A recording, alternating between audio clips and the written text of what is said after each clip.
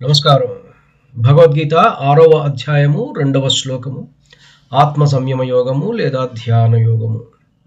యం సన్యాసమితి ప్రాహు యోగం తం విద్ధి పాండవ నహి అసన్యస్త సంకల్పః యోగీ భవతి కశ్చన.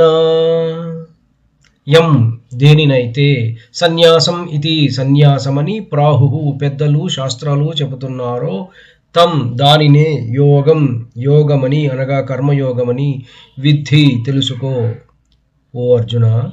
నహి ఎవరు కూడా అసన్యస్త సంకల్ప కోరికలను సంకల్పాలను వదలనివాడు. అసన్యస్త సంకల్ప సంకల్పాలను సన్యాసించనివాడు. సన్యాసం అంటే ఊరికి వదిలేసి అడవులకు పోవటం కాదు, లోపట ఉన్న సంకల్పాలను వదిలేయటం అన్నమాట. వదలనివాడు యోగి భవతి కశ్చన కాలేడు.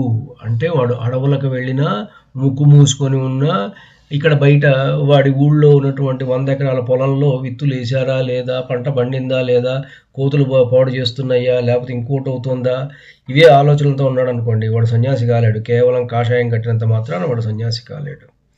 అలానే ఎక్కడికి పోనవసరం లే, ఇంట్లోనే ఉండి అన్ని సంకల్పాలను వదిలేసేసి వ్యవసాయం అయినా చేస్తూ ఉన్నాడు.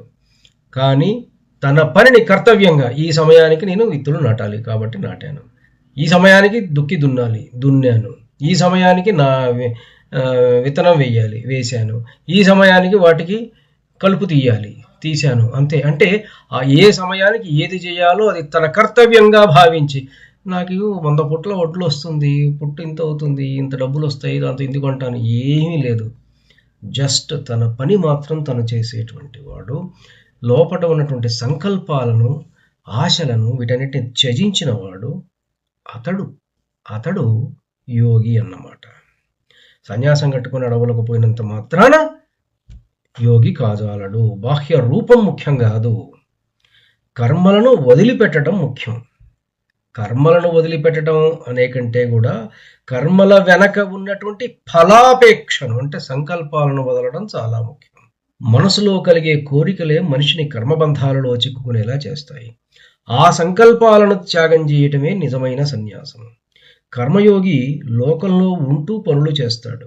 సన్యాసి లోకం నుండి విడివడి జ్ఞాన మార్గంలో ఉంటాడు. కానీ ఇద్దరిలోనూ ఉండవలసిన ప్రధాన లక్షణము ఫలాపేక్ష లేకపోవడము.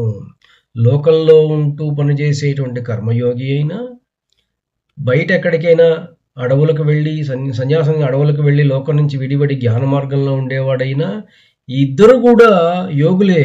ఎప్పుడు ఇద్దరు మనసుల్లో ఫలాపేక్ష ఉండకూడదు. కోరికలను వదిలిపెట్టి చేసే కర్మయే యోగమని, అదే నిజమైన సన్యాసమని పరమాత్మ ఇక్కడ బోధిస్తున్నారు. ధన్యుణ్ణి. నమస్కారం. మీ ఊట్కూరు జానకి రామారావు.